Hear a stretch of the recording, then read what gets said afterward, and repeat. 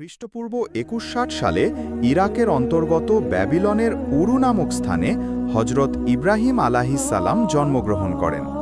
তার পিতার নাম তারিক, চাচার নাম ছিল আজর। তখনকার অর্ধবিশ্বের অধিপতি রাজা নমরুদের একজন মন্ত্রী ছিল আজর। রাজ্যের সর্বোচ্চ এক বিশেষ সুনাম সুখ্যাতি ছিল মন্ত্রী আজরের। মন্ত্রীদের সকলেই ছিল মূর্তি পূজার ভক্ত। মধ্য বয়সে নমরুদ যখন খোদাই দাবি করে, তখন তারা সকলে নমরুদের বক্তৃদ্ববৃন্দে অন্তর্ভুক্ত হয়।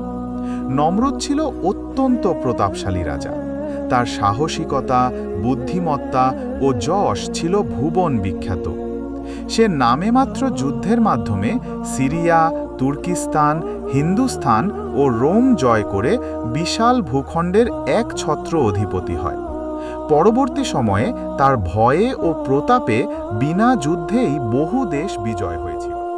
নমরুদ ছিল বড় অহংকারী। সে তার শক্তি, প্রতিপত্তি ও ধন সম্পদের গৌরবে একসময় খোদাই দাবি করে বসে। সে স্বর্ণ, রৌপ্য, হীরা, জহরত খচিত একখানি বিশাল সিংহাসন তৈরি করে। এই সিংহাসন তৈরির ক্ষেত্রে দেশ বিদেশের বহু কারিগর ও শিল্পীরা একাধারে 10 বছর নিরলস কাজ করে। সিংহাসনখানি 4টি হাতি বহন করত। সে এক সময় সিংহাসন সহ ভ্রমণে যেত। তখন তার সঙ্গে 4000 অশ্বারোহী সৈন্য পাহারাদারির কাজ করত।